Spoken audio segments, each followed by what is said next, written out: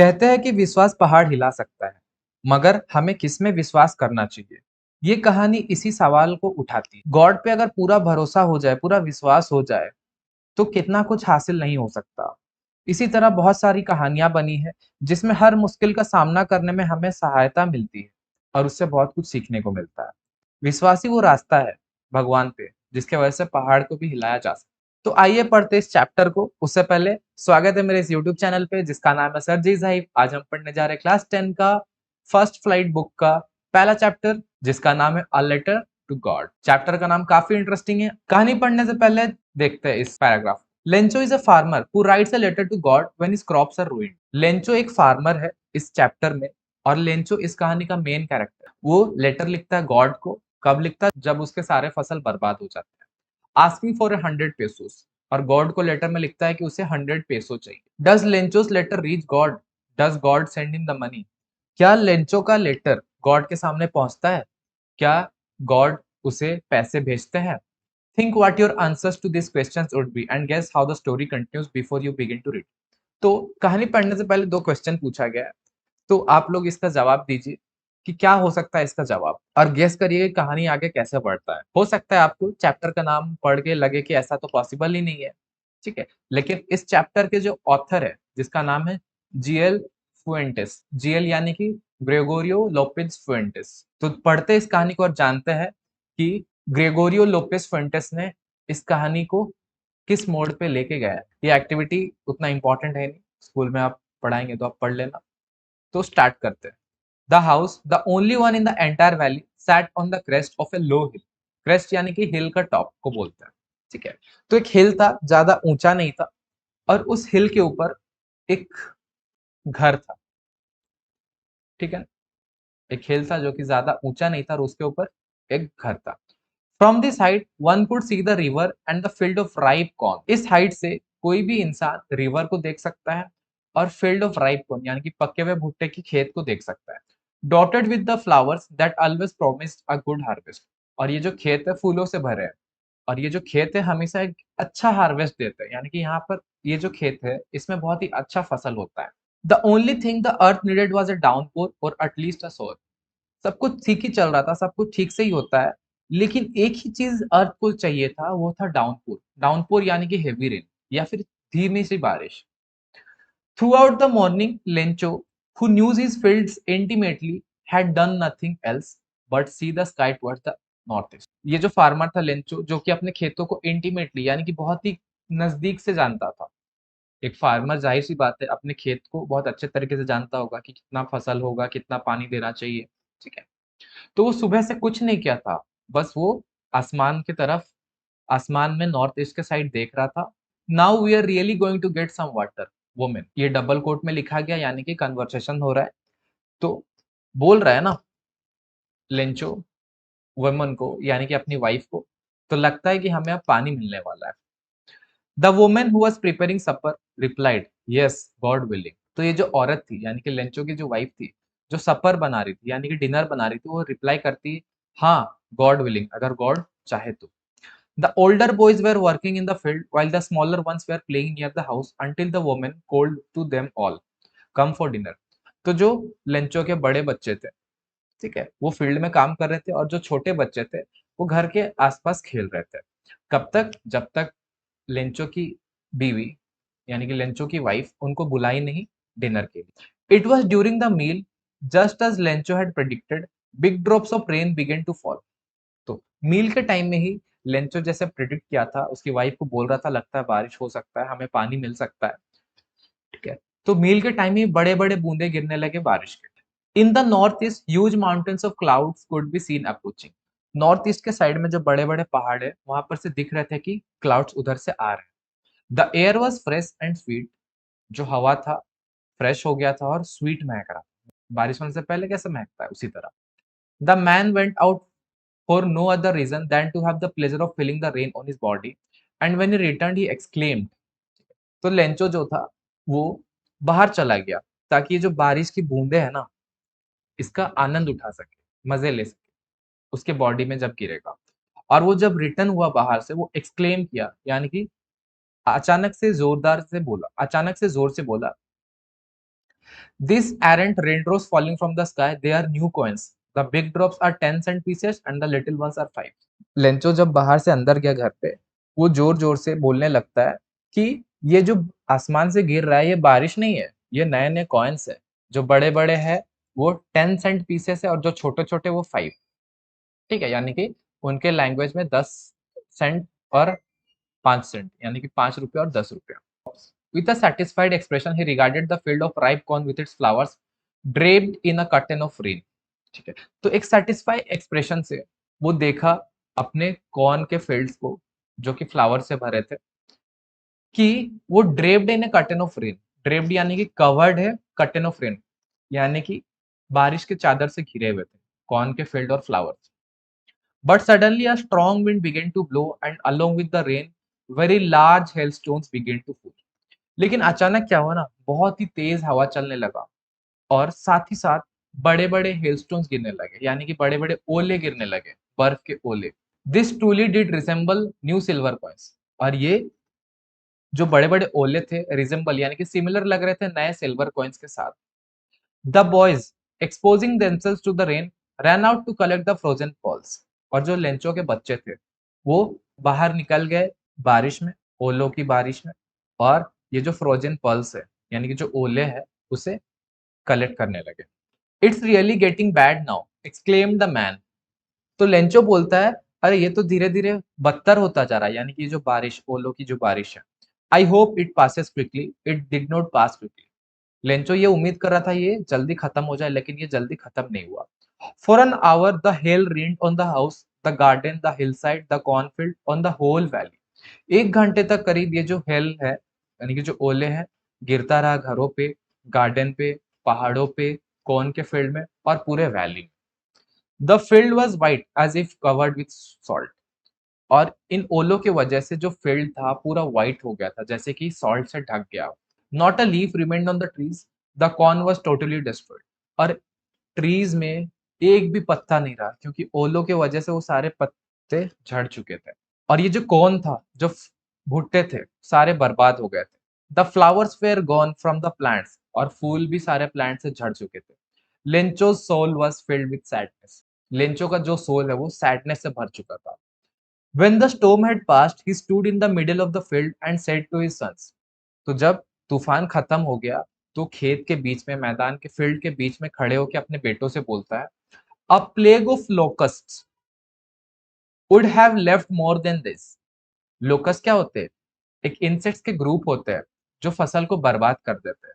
तो लेंचो ये बोल रहा है अपने बेटों से कि अगर कीड़ों का झुंड आता तब भी वो कुछ ना कुछ छोड़ देते हैं, कुछ ना कुछ फसल को छोड़ देते हैं। लेकिन ये जो हेल है ना, ये कुछ भी नहीं छोड़ा। ये ओलों की बारिश की वजह से पूरा फसल बर्बाद हो गया। This year we will have no corn. और लेंचो बोलने लगता है इस साल हमारा कॉर्न का फसल नहीं हो पाएगा। That night was a sorrowful one. और ये जो नाइट है ना, सोरोफुल था, बहुत ही ज़्यादा सोरोफुल था, यानी कि बहुत ज़्यादा सैड था, क्योंकि लेंचो बहुत ही ज़्यादा दुखी हो गया था। All our work for nothing. Lencho बोल रहा है हम लोग जितना भी मेहनत किए, लेंचो और उसके फैमिली फील्ड पे, उसका कोई भी फायदा नहीं हुआ। There is no one who can help us, we will all go hungry this year. ऐसा कोई भी नहीं जो हमारा मदद कर सकता है और लगता है हम इस साल भूखे ही जाएँगे। तो यही था हमारा पार्ट 1। और इसका जो ओरल कंप्रेंशन चेक है, मैं इसे वीडियो पे ही एज अ स्क्रीनशॉट अटैच कर दूंगा। आप इसका स्क्रीनशॉट लेके लिख ले। इसको एक्सप्लेन नहीं करने वाला क्योंकि उम्मीद करता हूं कि आप इसका पहला पार्ट अच्छे तरीके से इस वीडियो में समझ गए होंगे।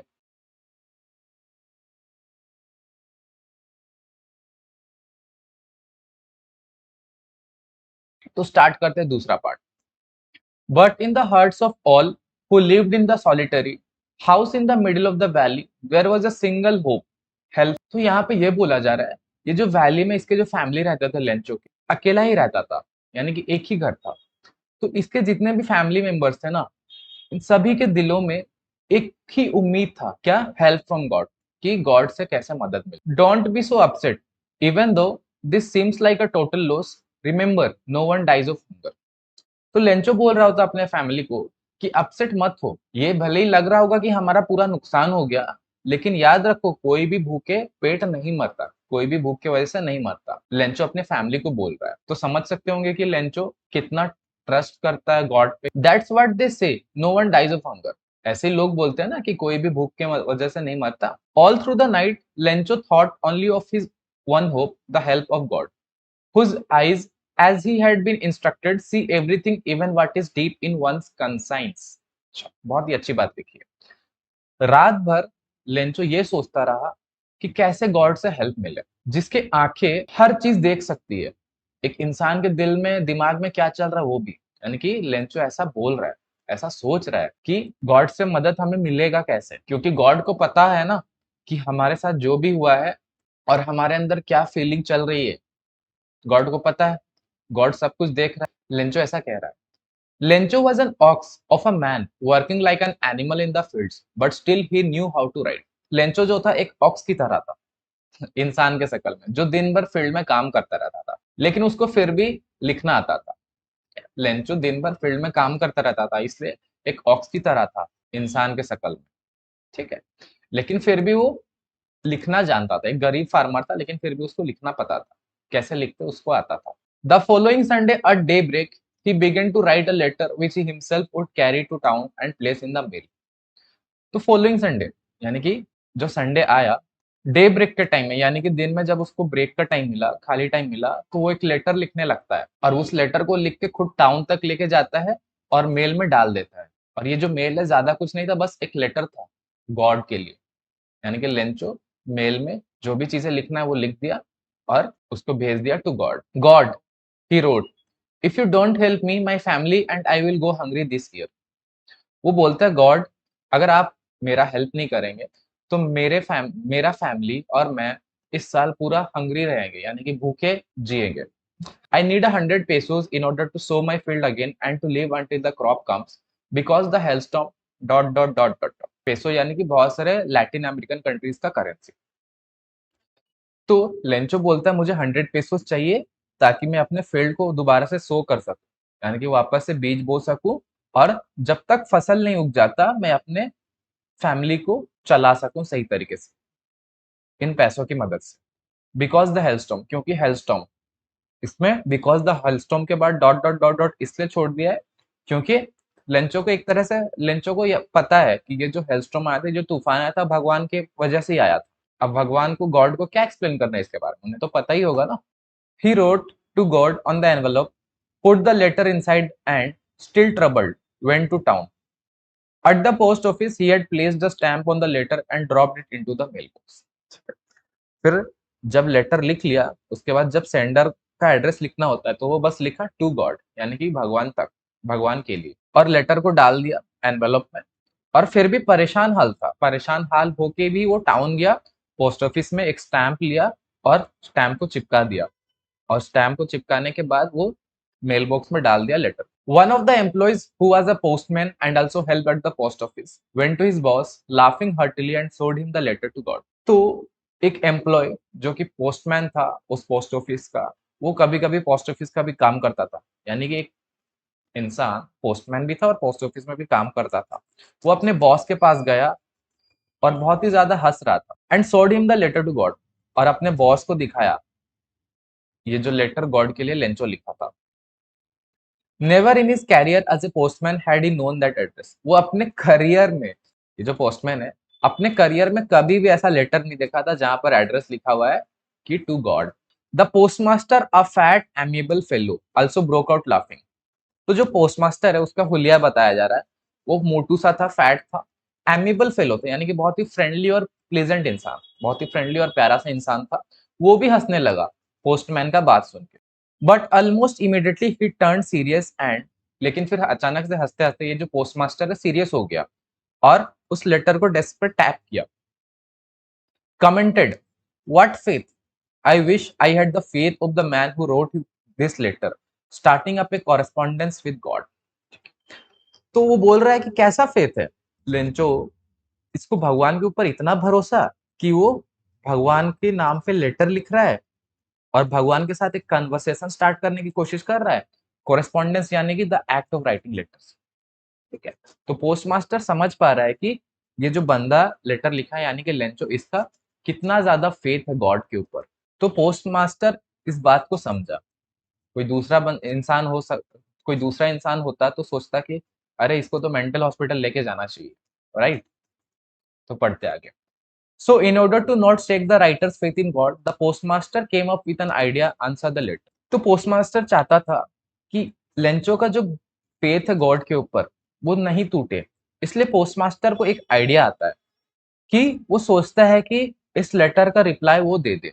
But when he opened it, it was evident that to answer it he needed something more than goodwill ink and paper. लेकिन जब पोस्टमास्टर लेटर को खोलता और पढ़ता है, तब उसको पता चलता है कि बस लेंचो को इस लेटर का रिप्लाई नहीं चाहिए। लेंचो को रिप्लाई के अलावा, इंक के अलावा, पेपर के अलावा भी और कुछ चाहिए। But he stuck to his resolution. He asked for money from his employee. He himself gave part of his salary and several friends of his were obliged to give something for an act of charity. Starting में जब postmaster letter को देखा तो लिखा था to God, तब सोचा कि इतना लेंचो ट्रस्ट करता है, इतना लेंचो का फेथ है गॉड के ऊपर, तो वो नहीं चाहता था, पोस्टमास्टर नहीं चाहता था कि लेंचो का जो फेथ है वो टूटे, इसलिए वो सोचा कि इसको रिप्लाई दे। लेकिन जब पोस्टमास्टर लेटर को खोलता है, पढ़ता है, लेंचो उस पे क्या लिखा था कि उसको 100 पेसोस चाहिए ताकि उसका फसल बर्बाद हो गया है, अपना फैमिली को पाल पोस सके। तो तब पोस्टमास्टर को लगता है कि लेंचो को बस इंक, पेपर और रिप्लाई नहीं चाहिए, उसको और भी कुछ चाहिए, जो कि पैसे था। तो पोस्टमास्टर क्या करता है, वो अपना अपना सैलरी का एक पार्ट दे देता है, और पोस्टमास्टर का जो फ्रेंड्स है, जो एम्प्लॉय है, उनको भी बोलता है कि तुम थोड़ा सा हेल्प कर दो, ये एक एक्ट ऑफ चैरिटी हो जाएगा, यानी कि पैसा दान करना हो जाएगा। It was impossible for him to gather together the 100 pesos, so he was able to send the farmer only a little more than half. 100 pesos postmaster के लिए इकट्ठा करना थोड़ा सा इम्पॉसिबल था, तो वो 100 पेसोस का इंतजाम नहीं कर पाया। तो वो क्या करता है ना, फार्मर को हाफ से थोड़ा सा ज्यादा भेज देता है। हाफ यानी कि कितना, लेंचो को चाहिए था 100 पेसोस, लेकिन पोस्टमास्टर हाफ से थोड़ा ज्यादा अरेंज कर पाता है, यानी कि 100 का हाफ होता है 50, 50 से थोड़ा ज्यादा अरेंज कर पाता है। He put the money in an envelope addressed to Lencho and with it a letter containing only a single word as a signature God. Postmaster क्या करता है, पैसे को एनवेलप में डाल देता है और एड्रेस में लिख देता है कि टू लेंचो, यानी कि लेंचो तक भेजना है, और उसमें एक ही सिंगल वर्ड लिखता है, बस गॉड, सिग्नेचर की तरह। कितना अच्छा काम कर रहा है पोस्टमास्टर, बस इसीलिए कि एक बंदे का जो फेथ है, जो ट्रस्ट है गॉड पे, वो ना टूटे। आई होप पार्ट 2 समझ में आ गया होगा। इसका भी ओरल कंप्रेंशन चेक मैं अटैच कर दूंगा वीडियो पे, आप प्लीज इसको स्क्रीनशॉट ले लीजिएगा और लिख लीजिएगा। मैं इसको एक्सप्लेन नहीं करने वाला क्योंकि टाइम वेस्ट होगा, वीडियो लंबा हो जाएगा।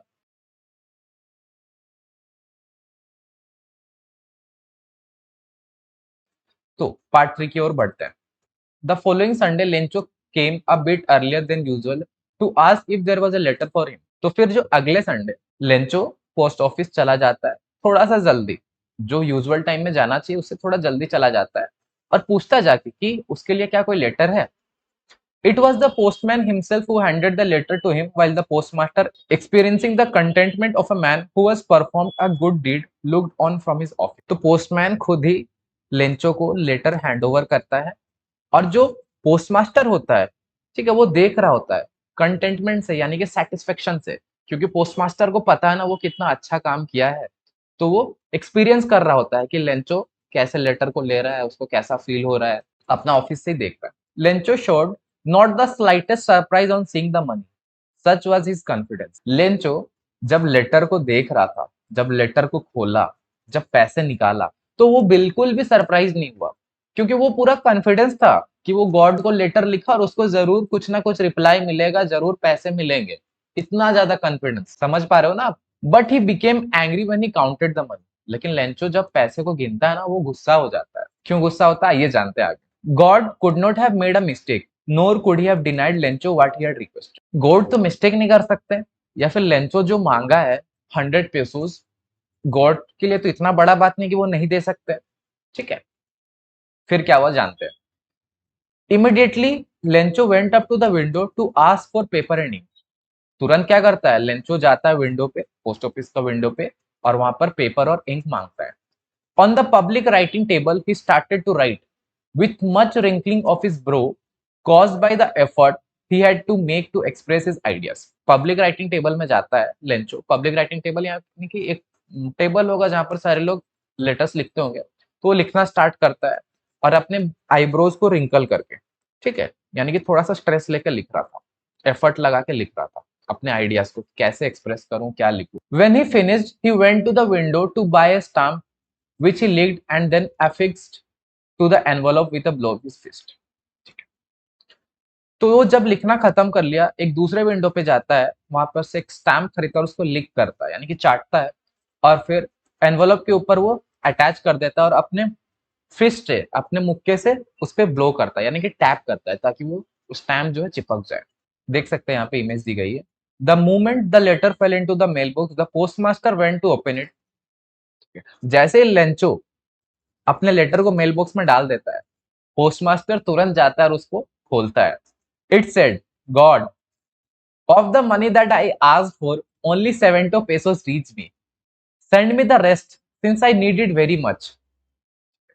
तो उस लेटर पे लिखा रहता है कि गॉड, आपने जो पैसे भेजे थे ना, वो पूरे पैसे नहीं थे, बस 70 पेसोस थे। मेरे को तो 100 पेसोस चाहिए था, मुझे बाकी पैसे भी भेज दीजिए, क्योंकि मुझे उन पैसों का काफी ज्यादा जरूरत है।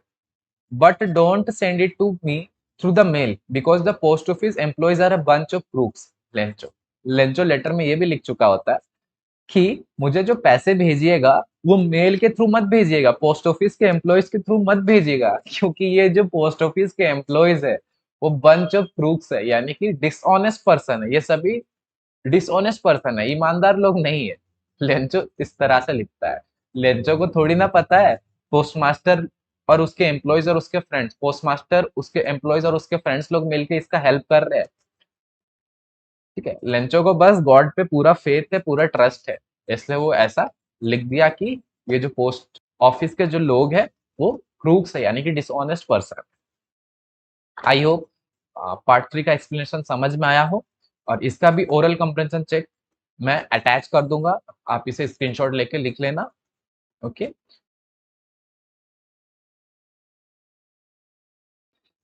तो मिलते हैं जल्दी एक अगले वीडियो में। तब तक के लिए गुड बाय, टेक केयर, मजे करते रहिए, पढ़ाई करते रहिए और आगे बढ़ते रहिए। टाटा।